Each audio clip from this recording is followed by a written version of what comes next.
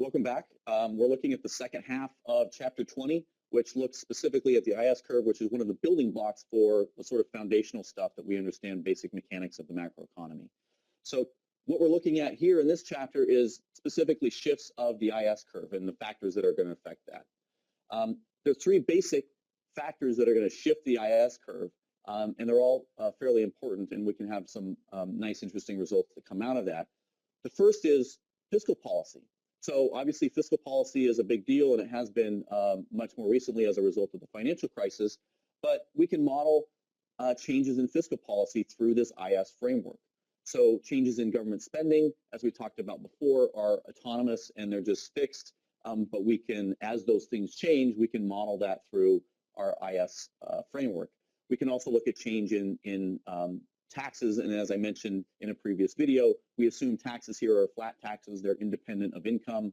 You could still model it as a function of, say, a fraction of total income, and it would slightly complicate the mathematics, but not change the fundamental results. The second piece of how the IS curve changes are changes in what we refer to as autonomous spending.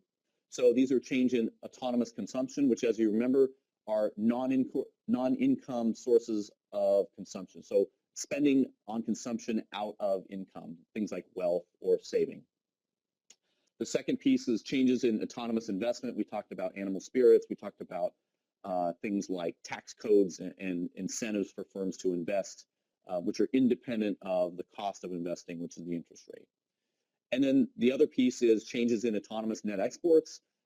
Again, this could be for a variety of reasons. If countries put up trade barriers which don't necessarily translate with exchange rate behavior, then those types of things can affect the trade flows.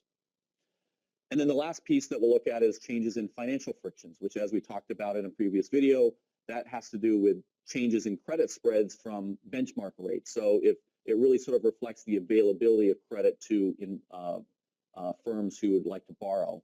And so that's going to impact the sort of the actual cost of borrowing that firms face. Okay, so we'll look very briefly at fiscal policy. And so the intuition here is simply that if we look at, say, taxes, then taxes are going to affect disposable income. Disposable income affects consumption. And consumption, of course, is a component of that planned spending that we talked about before. So when planned spending change, that's going to impact firms' desire to produce, and that's going to, of course, affect income. And so we have this sort of trail of reasoning between changes in taxes and how that affects output. If we look at government spending, again, it's sort of a similar story, but much more direct. Changes in government spending affect planned spending, planned expenditures, and that, of course, affects production and hence the level of income in equilibrium. So if we look at our slightly, again, complicated goods market equilibrium through this IS curve here, again, keep in mind this expression here is our IS curve, okay? And so you can see those two factors here, those fiscal policy factors are right there, the government spending and the tax effect. And you'll notice that the government spending is additive. As government spending rises, then planned spending overall increases. That triggers firms to produce more goods, income rises, and you get the increase in income from here. And you also notice that there's a minus sign there on the tax impact. So again, intuitively, if taxes are cut, if there's a reduction in taxes, disposable income rises, consumption goes up, that raises planned spending, and that should trigger a higher level of income, holding interest rates constant. And so we can see this in the graph here. If we looked at, say, an increase in government spending or a cut in taxes or both simultaneously, then those are going to have the same impact. They're going to be reinforcing to one another. And so if we look at any arbitrary interest rate here, holding interest rates constant, then as we increase government spending, as we cut taxes, or as we do both, then that's going to increase the level of planned spending and hence production and income at any given interest rate.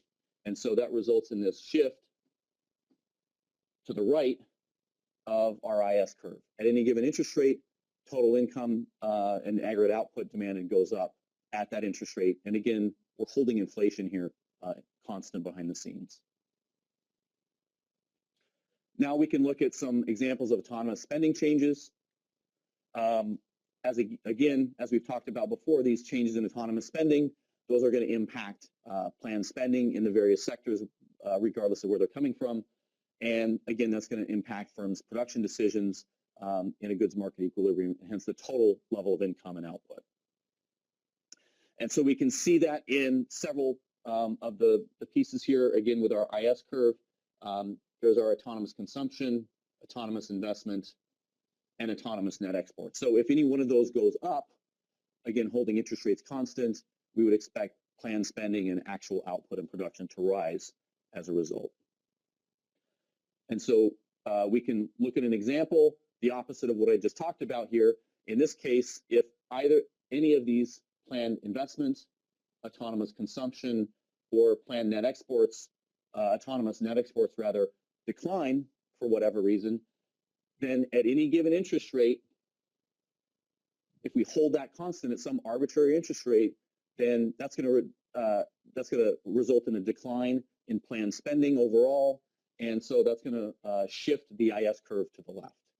Now you'll notice in these previous our previous slide here, with this IS equation, it's a linear equation, and what's happening here is these changes in autonomous spending are impacting our y-axis, or sorry, our vertical axis, if you will.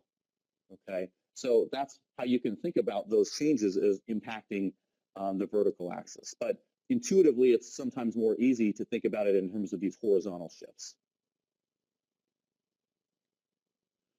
And then the last piece is financial frictions.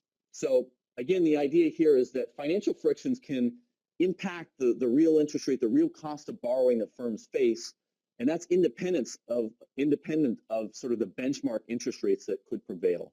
And this could have to do with simple supply and demand conditions in terms of the availability of credit.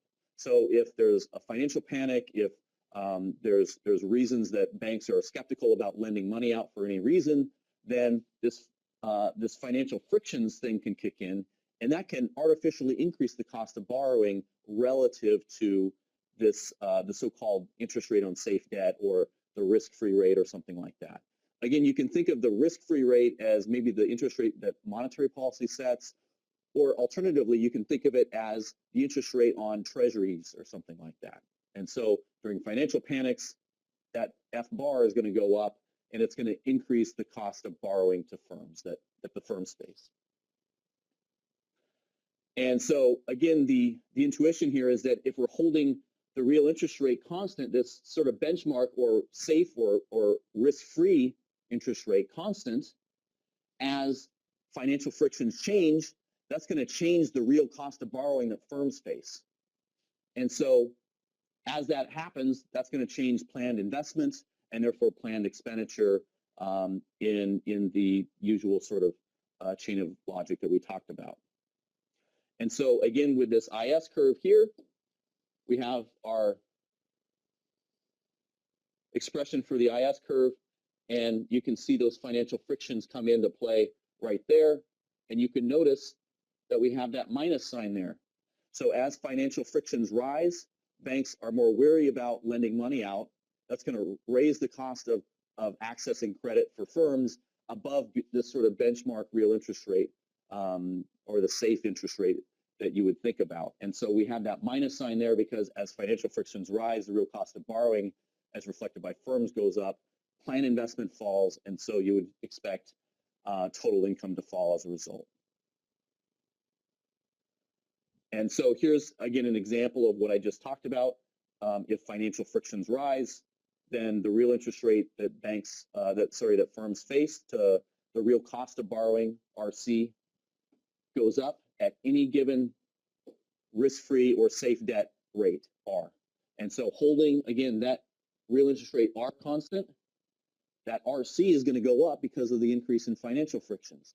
That means that planned investment is going to go down, and that's going to shift this IS curve to the left.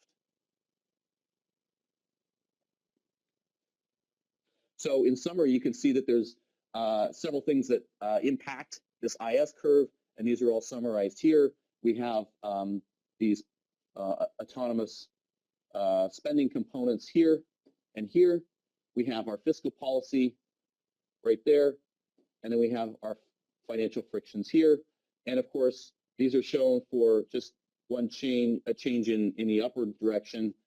If those things decrease, then you're going to have opposite effects through these shifts on the IS curve. Thank you.